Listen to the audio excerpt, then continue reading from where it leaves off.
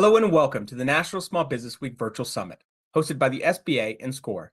My name is Cody Giblett, and I am the producer and host of the National Small Business Week webinars. Before we get started, I would first like to show you how to navigate this platform. First, this webinar is being recorded, and we'll be sending a link to the recording to all attendees in a post-event email. We will also be conducting a live Q&A after the presentation ends, so you can submit all your questions using the Q&A box. If you don't see the Q&A box on your screen, you can find it in the toolbox on the left. Finally, we also have closed captioning below if you'd like to follow along with the live transcript. You can also change the language of the closed captioning using the drop-down menu in the closed captioning window. And with that, let's begin. Hi, everyone. Welcome to our webinar on how to start a food truck business. Everyone you will see today is a certified scored mentor, and all of us mentor food trucks. I'm Lori Carbell, and my background is I have an undergrad degree in food science and nutrition. I did R&D for Stouffer's Frozen Foods for a few years, decided to switch my career, but then when I retired, I went back into working at a commercial kitchen as a volunteer. So when I started volunteering with SCORE, I naturally gravitated into the food truck world. Hi, everybody. My name is Heather Turner. I am a Culinary Institute of America in Hyde Park, New York graduate. I spent 20 years cooking in the back of the house, the last 8 as an executive chef.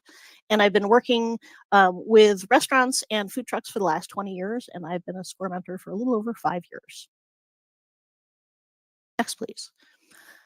So some of the things that really help when you're thinking about starting a food truck before you really dive in is if you're on Facebook, there is a lot of Facebook groups specializing in food trucks, whether food truck training, all about food trucks, or mobile ones. What I would recommend is checking some of those out. We will be sharing a resource packet with you with a lot of information about the ones out there that we have found. Next slide, please.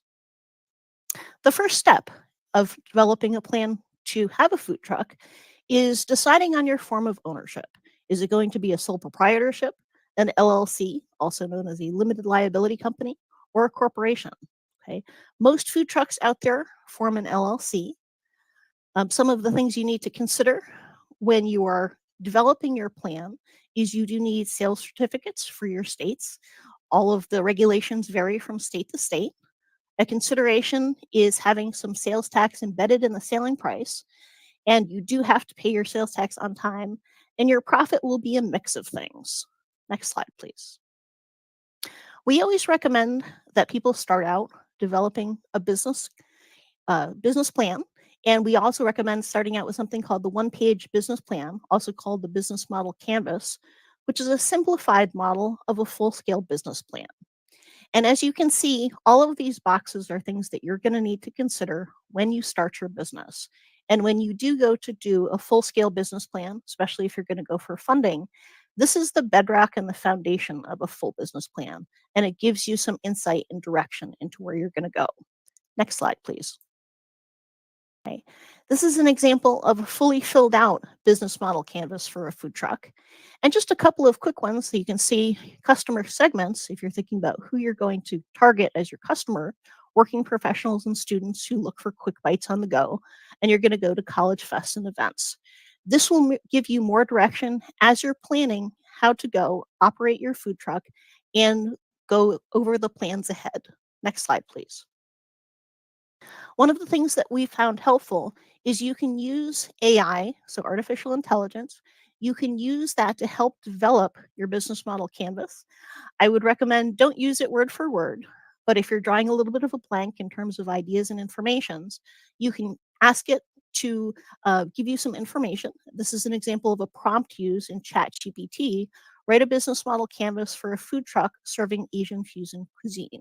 And as you can see, there's some blue text in there. Those are things that you would add. So again, you probably wouldn't use it word for word, but you'd customize it and change it to fit your own individual goals and aims for your own food truck.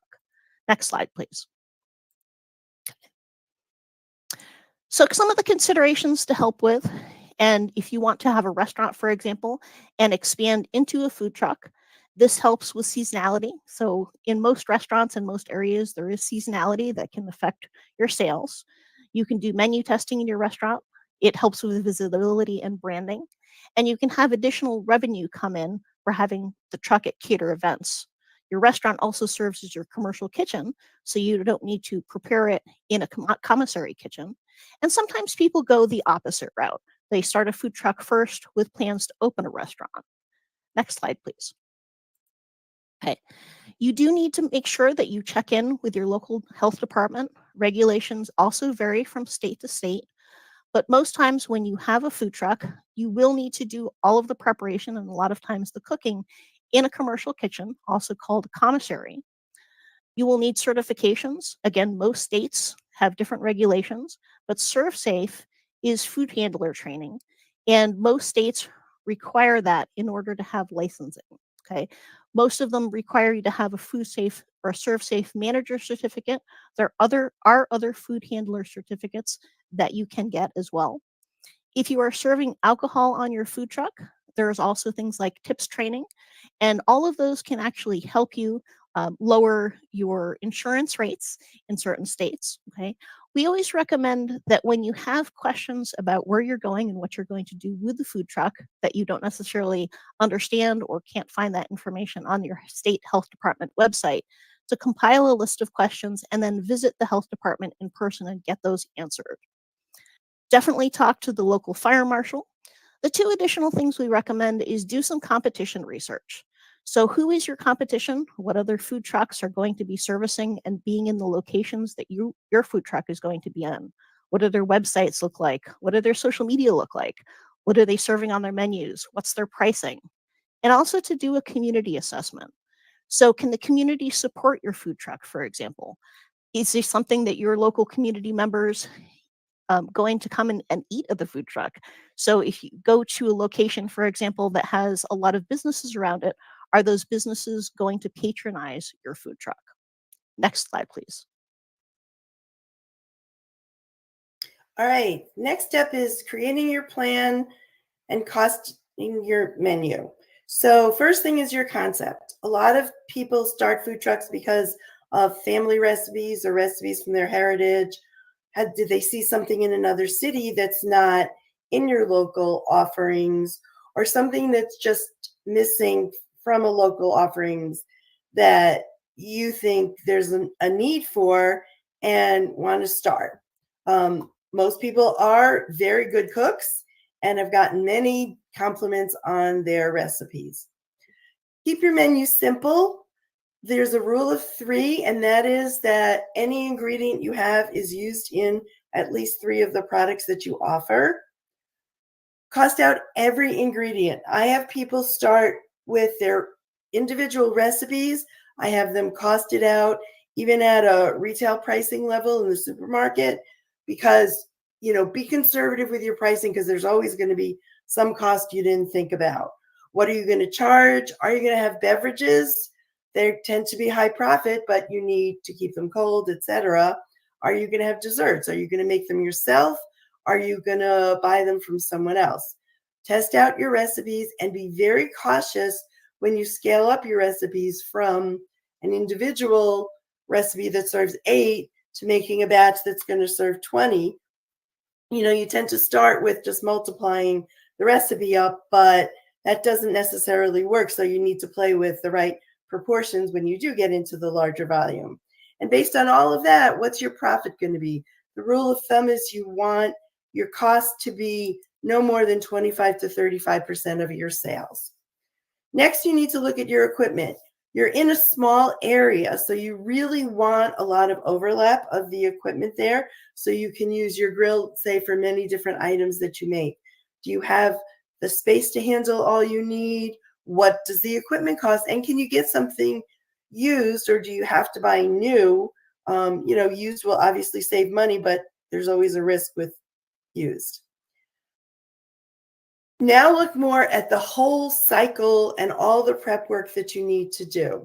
So there's many steps to prepping an item before you actually hand it to the customer. What do you have to do before you go out? What can you do in the truck when you're setting up your truck but not serving people yet, like preparing all the baskets that you're going to put your burgers in? And how long is it going to take between when the customer orders and when you can actually hand them their food. The rule of thumb is 3 minutes, no more than 3 minutes. To do all this, do you need staff? Can you do it all yourself? And, staff comes with a value, but also a cost. Then are you ready? Are you ready to commit to the hours? Are you ready to commit to the nights and weekends that you need to work? And it's not just the time that you're out with your truck. Remember, it's the prep work. It's making your sauces in the commercial kitchen, marinating your meats before you actually take your truck out. If you're ready to take on all of that, it's what is your vehicle going to look like? Are you going to do a truck? Are you going to do a trailer or a cart? If it's not a truck, you need an additional vehicle to pull that trailer or cart. What's available? What's the warranty on it? And do you have someone close to you that can not only build the truck, but also provide the maintenance? I believe in starting small, testing your product. Again, people are good cooks. People have gotten rave reviews, but what does the rest of the world think of what you're serving? So I really feel strongly starting in a small market, a farmer's market, start with an investment in a table and a tent instead of a truck, and test your product out. You're going to have to give samples, so plan for that cost. But once people taste it, how much are they going to buy and take home with them? And again, it's also a good way to work on your processes, because keep that 3-minute rule in mind. You really have to be fast when you're working on a truck. What's different when you look at your financials for a food truck? One is your licensing. You're not in one place. So if you go to multiple counties, chances are you're going to need multiple licenses. Where can you store your food truck? Some locations let you put it in your driveway. Some don't. So you also need to pay for the storage of your truck. Sales tax is an interesting discussion. Most of us believe that you should charge something that includes sales tax. So they hand you a $10 bill instead of $10.80, and you need to deal with the cash. You're going to have waste. The hamburger's going to fall on the floor. The samples that you give are essentially waste, items that you pay for that you're not selling. So always include some waste in your calculations. Think about how you're going to have power. Do you need a power cord to plug in? Are you going to have a generator? Are you going to have an extra generator? Because, sometimes they do fail. How much are you going to go out a month? How many events can you do? And again, starting small and growing, whether it's your menu or where you start, is very important to make sure you're not overcommitting yourself. What do you need to know before you invest? What is your total cost? Your truck, your equipment, your rental, both for the commissary, for the prep work and the storage potentially. Insurance, that's always a surprise how much that works out to be. What's your competition? Heather talked about that. And are you going to make enough money to make this worthwhile? When you're ready to go find some funding, now you're talking $50,000 to $100,000 for a food truck. You need a really well-written business plan, and we talked about that earlier, a detailed profit and loss statement and balance sheet for 3 years, as well as make sure you have time to get approval. You're not getting approved the next day. So build into your total timeline the time it's going to take for the bank to approve. Where should you go? Start with a bank that you have a relationship with. You do have an extra benefit in that your truck or trailer or cart is an asset. So you've got the collateral right there for your loan. We also recommend working with your local SCORE chapter because they have a relationship with banks, or they have a relationship with the SBA that refer you to the preferred lenders for an SBA guaranteed loan. All right, purchasing. Very important is your local standards. I have had many clients do a build out of state, bring it back to where we are. I'm in Las Vegas right now, and Nevada rules are very strict, and their truck doesn't meet the rules. So they have to do a bunch of refurbishing, which is an additional cost they didn't plan for. So very important, build locally so they know the standards, or if you have to have something built out of state, make sure you work very closely with your health department. Are you interested in buying new, or are you interested in finding something used? Many differences. There's no guarantee which is less expensive because of the refurbishing cost, but something to consider when you are ready to make your purchase. Things to consider in deciding on the truck: the size, the layout, how much can you carry, how much is your gas going to cost when you have a really big truck, the equipment needs, if you're buying used, what's the maintenance that's been done on it. Again, we've talked about the regulations. Do you need an awning for outside? Some locations require you to be covered, some don't. You can be in the sun. Does your truck come with an awning? Do you have to buy something separate? Is it good? What's the price? What's your financing going to cover? Who are you working with? Make sure they have a good reputation. A lot of the Facebook food groups that we talked about earlier are a great way to say, who's the best? Has anybody worked with this vendor? And find out who's really reputable. Make sure you get your branding correct, your customization. Talked about at least one generator, and start working on that name recognition and having your truck known and be out there. Okay. Have your equipment list from the beginning, both from the cost perspective as well as the where are we going to fit it in. Don't forget the small stuff, because spoons and forks and spatulas add up. And we also recommend working with a food truck designer to get the final layout in place. Consider your materials, consider your water supply, your hand washing station. Do you need a 3-bucket sink or a 2-bucket sink? Do you need a separate place for dishwashing? If you're having a barbecue, does it need to be outside the truck so you don't have all that smoke inside the truck? And your order of cooking and preparation, make sure it all works smoothly so you can get that fast time there. Again, for equipment, do you want to buy used? Can you get stuff for free? There's all sorts of resources of free equipment. May or may not have what you're looking for, but it's certainly worth a look because it's free. What do you need for your commissary, your commercial kitchen? Some kitchens will supply equipment like frying pans, but some will not. So that's all part of the price it takes to start your business. Retrofitting your truck, be aware this can take 3 to 4 months to get ready. You're not the only truck they're working on. Equipment needs to come in, etc. And try to get a pre-inspection from the health department even before you take your truck from the vendor, because if there's things that need to be fixed, get it done right there. Many of the health departments will do this for free. So see if your local health department will, and then you'll be best prepared for when you are getting your inspection. Next step would be obtaining your licenses. You need overall business licenses as well as event licenses. You also need to look at your locations because, again, many different counties will require different ones. A city within a county may require a different license. And, you're on the move, so you want to be sure every location you want to work in, you have a license for. Now, our next step is hiring and training staff.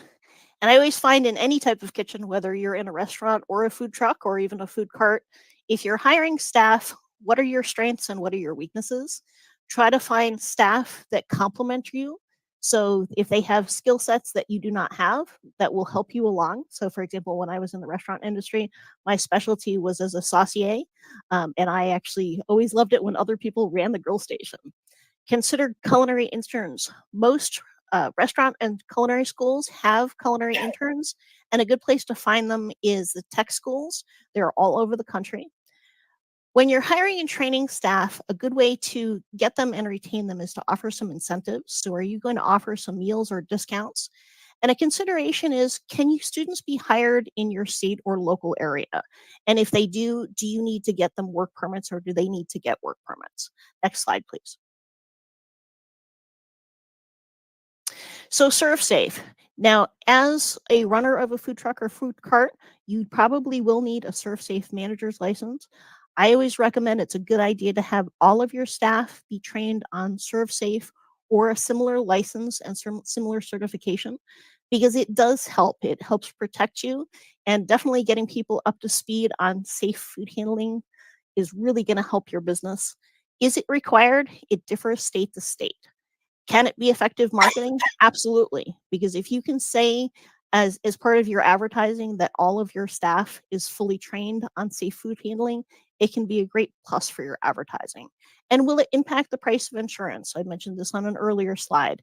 In some states, and definitely talk to your insurance agents, it can help bring the price of your insurance down if all of your staff have those safe food handler licenses. Next slide, please. Okay, so some key criteria: experience in the food industry. Now, I think everybody has their own opinion on this. I've always found I'd rather take someone with a little bit of experience in the food service industry and train them up the way I want them trained than to have someone that has a lot of food service experience, but sometimes you have to train their bad habits out there. You can definitely help weed those out by having good hiring skills and good interview questions. But it also helps if they do have some additional skill sets, as I mentioned, that will help complement your own skills. Personality, good communication skills, and a positive attitude are definitely key. Keep in mind you're going to be working in a very probably hot, small enclosed space, so having somebody with a good attitude is definitely a plus. Now, are they able to work the hours and days your food truck is open? We already mentioned food safety knowledge. And are they flexible? Do they have good physical stamina? I personally always recommend background checks because, again, this is somebody that's going to be working with you in a very tight location, but probably also handling money, handling inventory, and they could impact your business if you don't know their background. Next slide, please. Now, marketing your truck or trailer, we could talk for hours about that, but we have a limited amount of time, so we'll keep it short. There's a lot of social media channels out there. I always recommend try to start out with one or two and do a few of those well. And if you have the time and the bandwidth, add some additional ones. It's really important to check out what your competition is doing because you can learn a lot about what to do and what not to do by seeing what works and doesn't work for them as well. Don't forget in-person marketing, working with local organizations, and email marketing.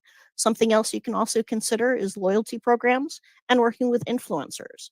If you do decide to work with influencers, please get up to speed on the different types of influencers and research the Federal Trade Commission's rules on influencer marketing. Next slide, please. Okay. This is just a suggestion. AI hasn't yet taken over the world, but it can be a very, very helpful assist for businesses, not to use it as a substitute, but to use it as an idea generator. When you're in business and you're working full time, especially in the food business, you're working pretty much 24/7 and you don't have nearly as much time as you'd like for marketing. Using AI to assist you in this can certainly help. This is an idea of an AI prompt.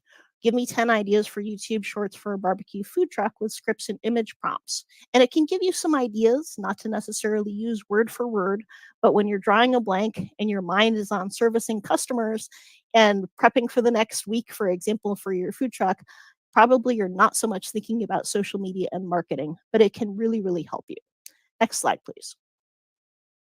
So finalize it, test with your friends and family. The one thing that I recommend is keep track of your time that you're spending on your marketing, especially social media marketing. Most people have heard of return on investment, but I always look at it as ROTI, return on time investment. So put a price tag on your time and keep track of that and keep track of whether it's working or it's not working. Making sure your website is up to date, making sure the links work, and make sure if you have online ordering that works. Check it fairly frequently. I always recommend add a post-it note so you can make sure that it works because you're not going to know if it doesn't. Take some time to build your followers and engage with people, and make sure that you respond to comments and reviews. Getting repeat customers is integral to that. So when you get reviews on Google My Business, for example, on TripAdvisor and Yelp, please make sure you claim those channels and optimize them and respond to those reviews, both positive and negative. The other thing that can help with your business is if you are going to a particular location on certain days, start blasting out some social media posts so that people can come and anticipate that you're coming to their area for lunch or dinner or breakfast or whatever serve you prefer. Next slide, please. All right, now you're ready to launch your business. Where are you going to go? A lot of suggestions are here. We have more information, like as we've mentioned, coming in a resource packet.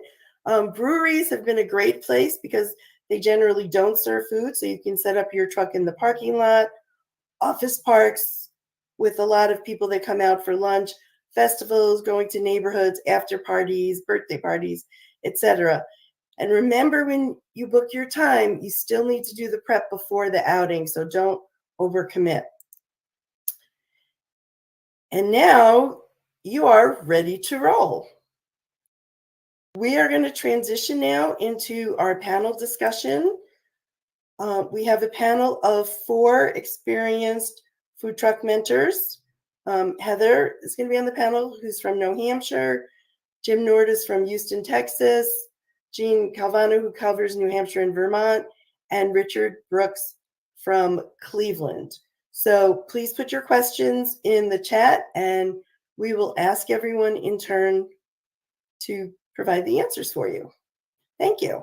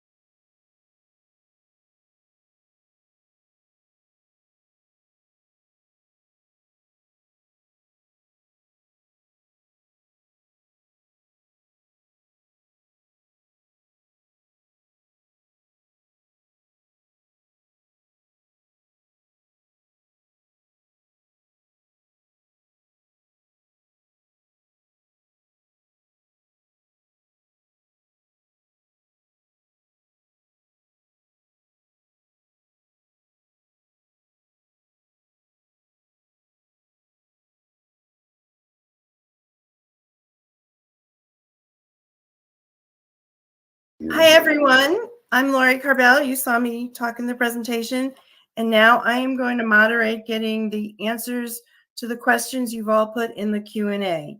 So just some general information to start with. Yes, we will be having the video link available, and yes, we will be sending out the presentation to those who have attended the seminar. As far as contact information goes, the best resource is to go to score.org and ask for a mentor in your area, and they can provide the best information for your local truck. So I'm going to start from the oldest questions first. And this was, can you buy from a restaurant and resell, for example, buying 100 Vietnamese sandwiches made in their restaurant and turn around and sell them yourself out of a food truck? So Richard. Good afternoon, everybody. The answer is you can do it, but I would not consider doing it without some form of contract between your company and the restaurant that indemnifies you in case the food itself is not wholesome. Remember that if you buy, the example is buy 100 Vietnamese sandwiches. If you buy those 100 Vietnamese sandwiches and somebody gets sick on them, they're not going to go after the restaurant. They're going to go after you first. And that becomes an issue, especially if they can prove that you didn't store the food properly or serve the food properly. And the restaurant that you buy it from may very well have a good defense, saying, we sold it to them, it was good. Whatever they did with it after that was out of our control. So it can be done, but you need to make sure that you've got all your bases, especially your legal bases, covered so that you have mutual indemnification. Just a quick add to that, get a certificate of insurance naming your company as an additional insured from the restaurant you're buying that from, if you're doing any quantity. Okay, thank you. All right, Heather, What are some good sources to get funding with bad credit? Well, sometimes banks aren't always options. There are fundraising and crowdsourcing platforms. Just keep in mind that is taxable income. So if you raise $50,000 for a food truck, you still have to pay taxes on it. There are community loan funds out there. We will be sharing a list after the fact with a lot of information that we have put together about this.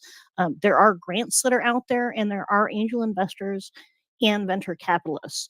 I would say that angel investors and venture capitalists and grants are not free money. You still do need to do a business plan for them, just like you're going to do for a bank, but there are other alternative sources of income out there and funding for you if you can't go to a bank with that credit. Okay. How do you integrate the cost of using an offsite prep kitchen into profit margins? Gene.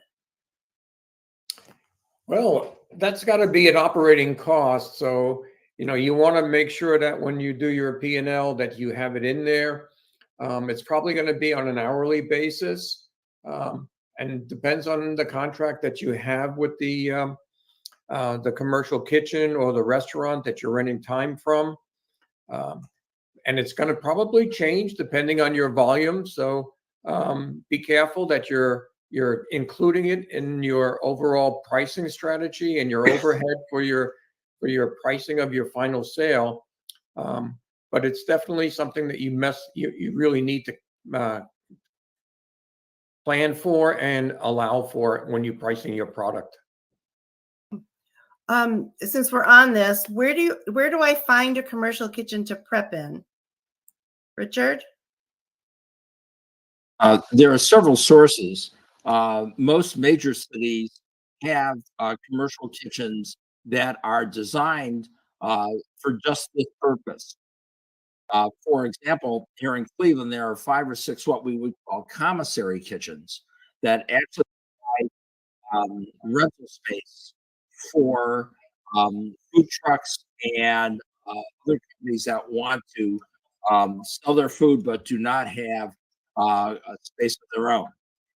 There are some other opportunities for you as well. For example, maybe church kitchens, which are not used a lot during the week. You could do prep there.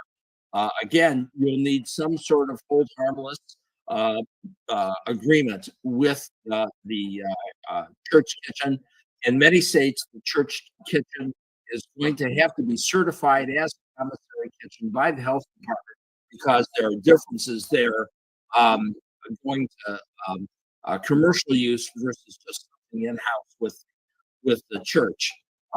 But those would be 2 opportunities that I will look at closely. Keep in mind that when you rent space from a commissary kitchen, commercial kitchen that is intended to be used as that, cost of that, including permanent storage and trash collection, maybe washing down and cleaning your truck, all have to be included in your cost analysis.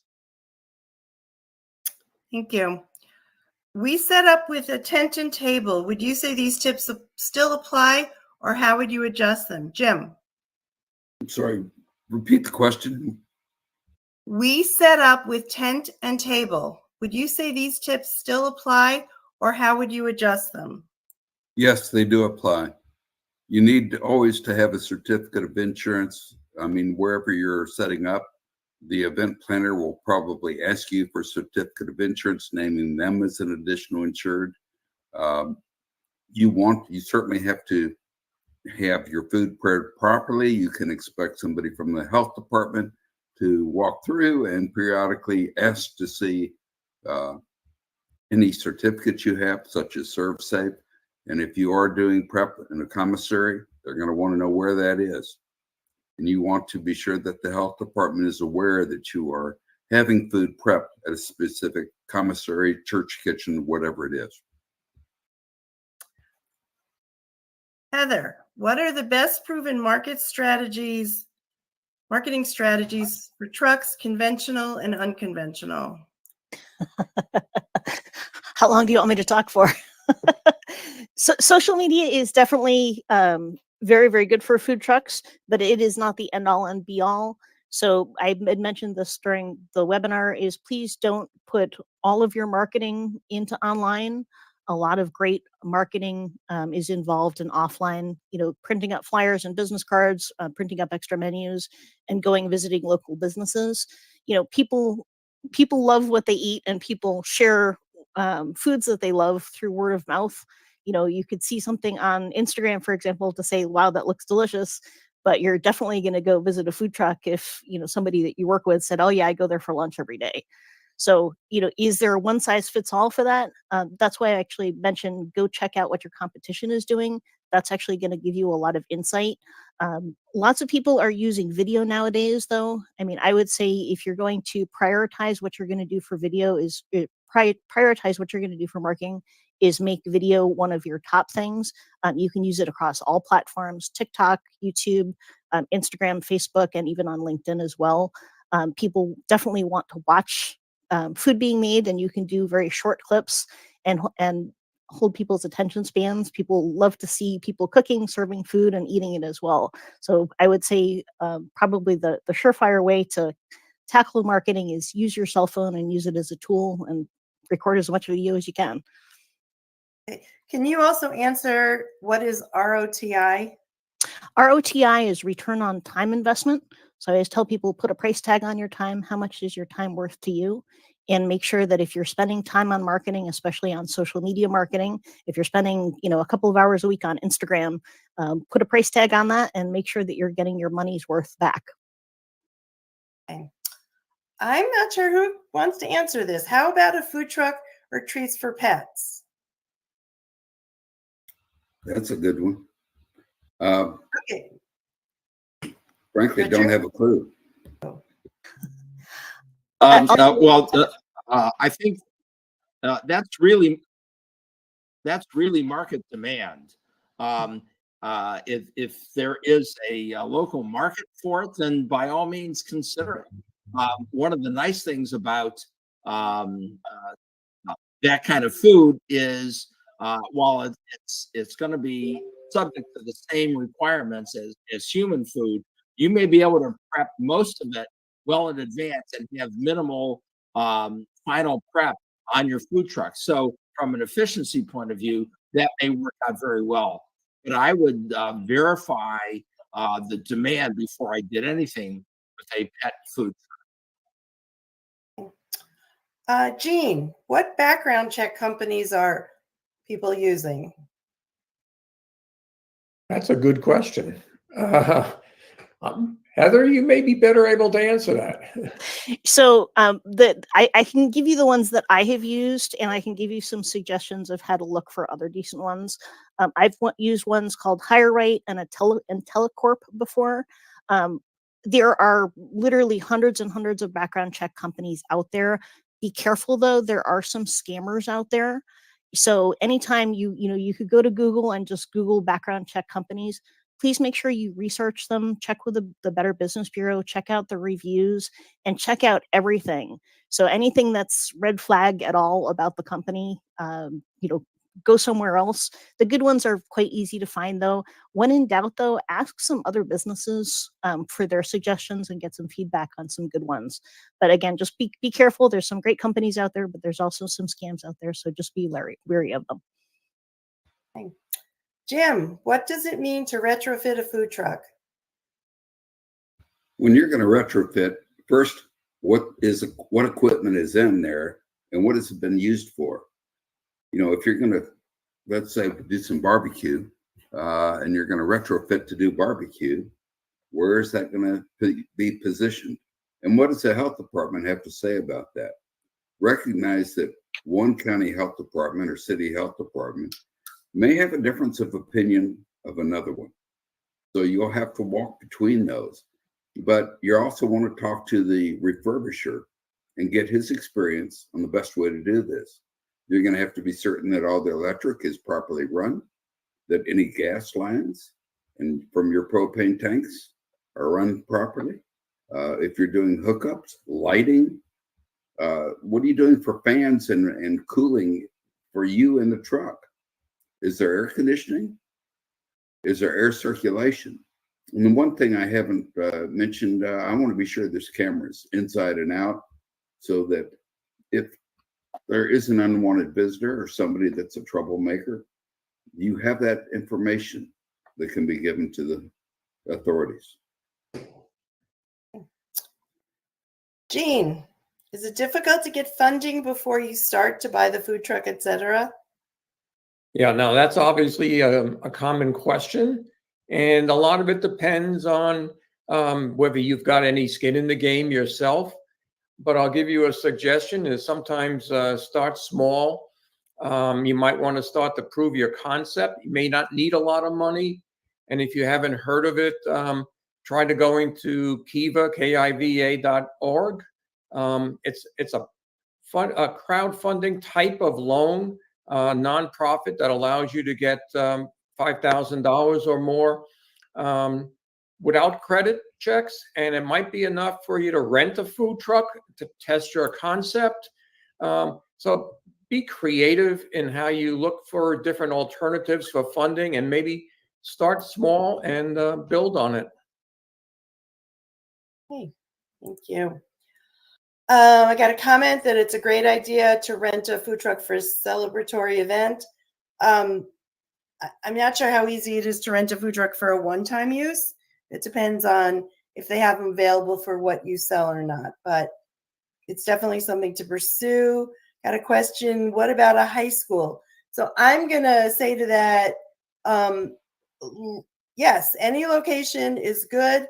I've even had people work on fundraisers with different schools. So, come to my truck and get 10% gets donated back to this high school team is a good way. Also, next question is general. Is it possible to connect with a food truck mentor even if I'm not in their state? So the answer is yes. In their state, in your state, you have better knowledge of regulations, but you are able to certainly connect through score.org with a food truck mentor anywhere in the country. Okay, this one I'm going to have everyone answer. What is the biggest mistake you've seen new food truck owners make? So, Richard, let's start with you. Well, there are several that I would start with. First of all, most businesses tend to be undercapitalized. Food truck operators, restaurant operators, businesses in general tend to underestimate the amount of working capital they're going to need just to get going. So it's really important to understand, especially if you're working with a seasonal business, and in northern climates, food trucks tend to be more seasonal, that you're going to need 3, 4, or 6 months of working capital before your business is stabilized and you're actually able to get consistent revenue. And so you need to have sufficient working capital to do that. The second thing is they underestimate their storage requirements. They think, well, I'm going to put everything on the truck and I'll be able to do whatever I need to do on the truck. And that generally does not work out. They're going to need some form of dry or refrigerated storage, depending on what their menu is. And that storage has to be approved by the health department as well. You can't just use a drive-up storage place that the health department hasn't approved. So you've got to make sure that your whole business infrastructure, including storage, is working and it's convenient and it's approved by the health department. So those would be two that I would start with right off the bat. All right, Jean? Well, in addition to what Richard said, I would also say I've seen people start the food truck, but do it on a part-time basis. And I haven't seen that very successful. You have to be committed to it, both financially and time-wise and effort-wise. And if it's a full-time effort, you have a higher probability of success. On a part-time basis, you're really lowering that probability of being successful. Thank you. Jim? Key is back to the commissary. You can get a lot of good information from a good commissary. You also have to have a place that you're going to dump any frying oil, gray water, dishwater. Our health department will require that. So it's working with them. Back to insurance, you want to be sure that you are properly insured and that your business, your insurance carrier, you don't buy it from your cousin. You get it from a commercial insurance agent that is familiar with food trucks so that you are properly coded. There's a what's called NAICS code. And if you're not properly coded, your insurance carrier might deny the risk because he didn't charge you based on your risk. So again, get the proper, talk to people, talk to other food trucks, see who they're using, and talk to those agents.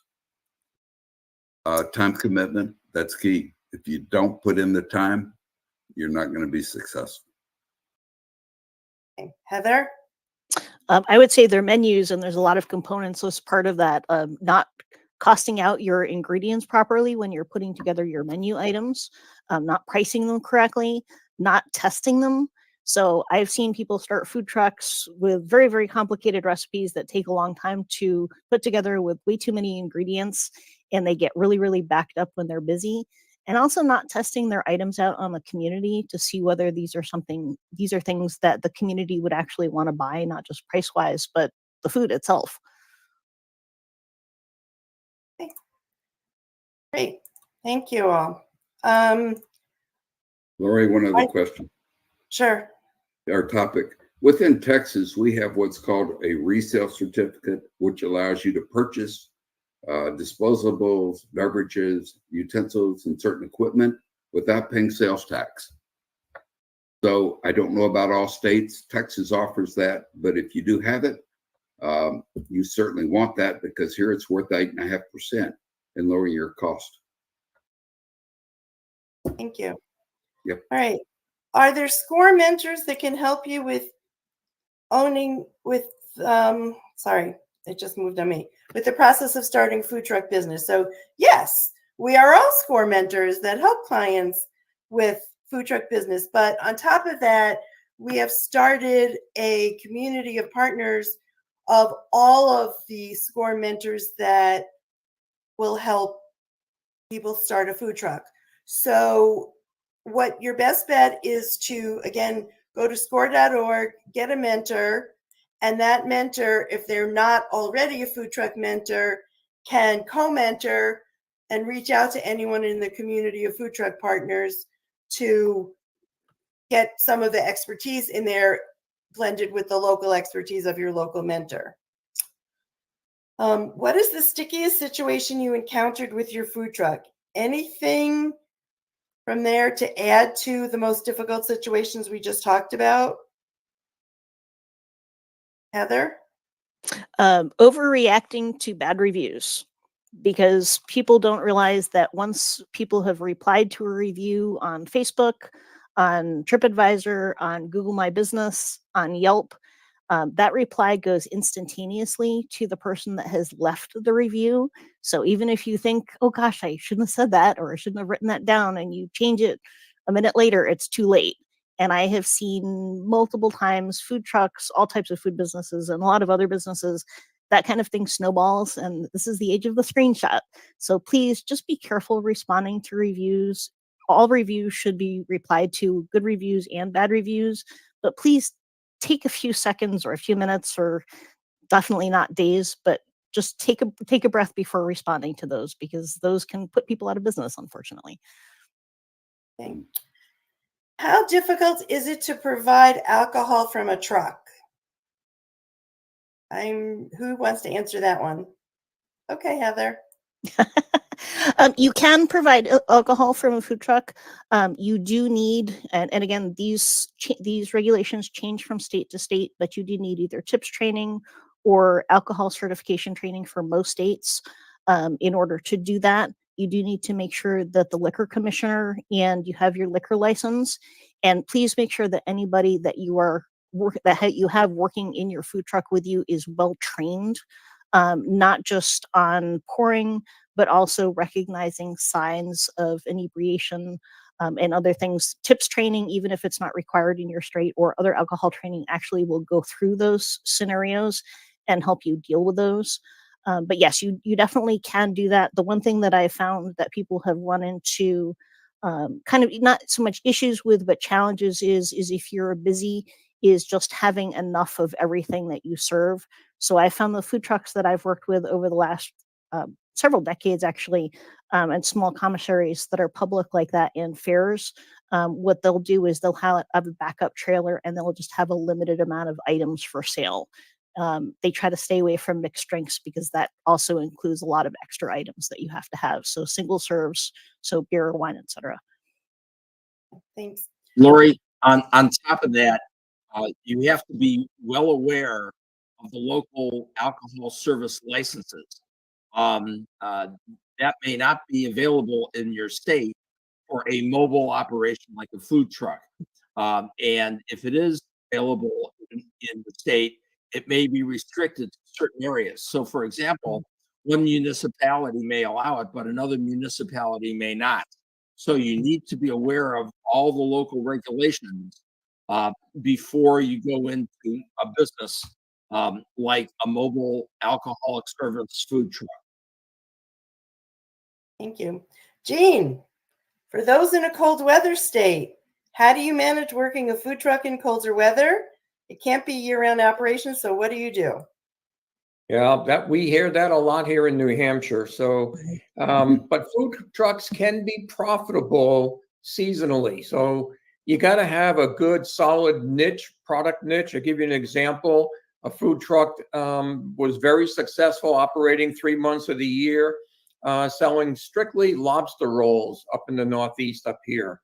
So that's one way. The other way, if your strategy allows you to take the truck to a southern state, learn about a second state, and maybe within seasons you can move around from the cold weather to warmer weather and have 2 or 3 months down in the southern states. Third one is we've seen a couple of really successful food trucks up north here that have a fixed location. And if they have a fixed location, maybe they're doing just breakfast and lunch. They're in the same place all the time. They get construction workers, truckers. They build a clientele up that they can be successful year round, even in the colder weathers. You got to be creative, and you got to have a niche that you're comfortable with. Just some ideas.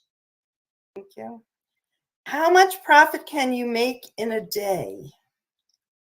That's so variable. Jim, do you want to try that? Well, it really depends, one, on location and, the clientele. Where are you? Are you in a food trailer park where there's pretty good traffic?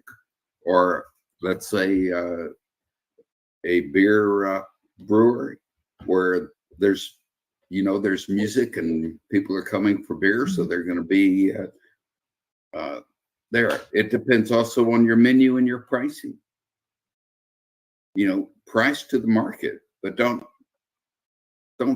overprice to where you're not going to get those customers. They'll go to a different food truck. All right, Richard, how would one best plan the menu to handle products with short shelf life to preserve leftover products until the next venue? Well, again, the first thing is look at the menu and determine, what you're selling, and how to store products.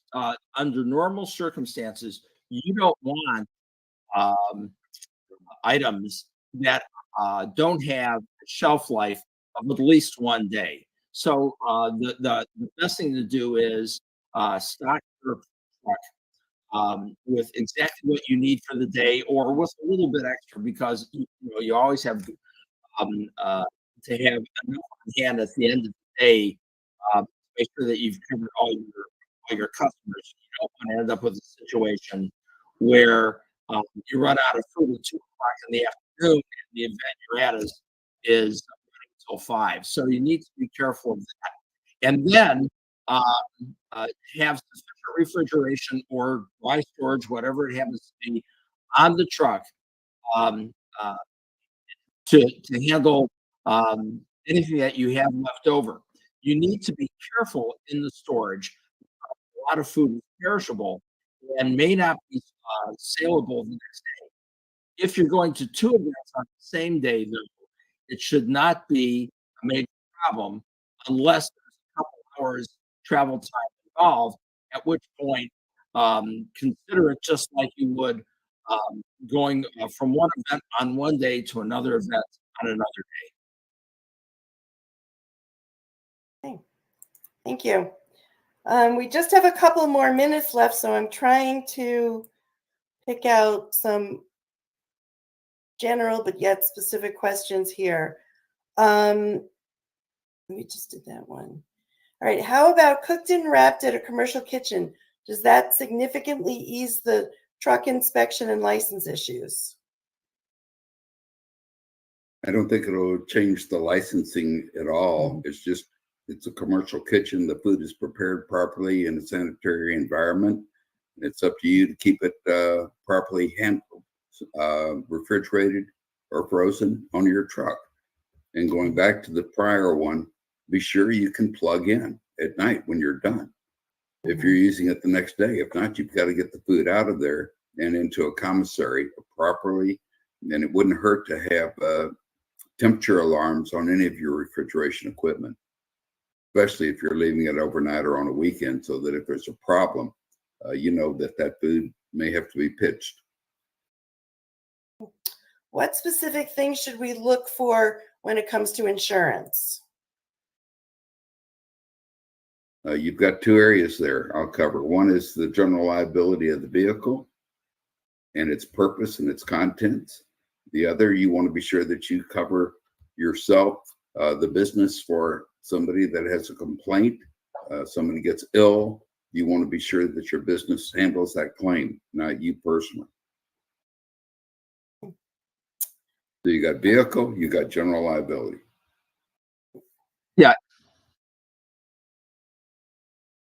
What is the average cost of either a newer or retrofitted food truck? I tell my clients plan on 70 to 100,000. Anyone have a different answer?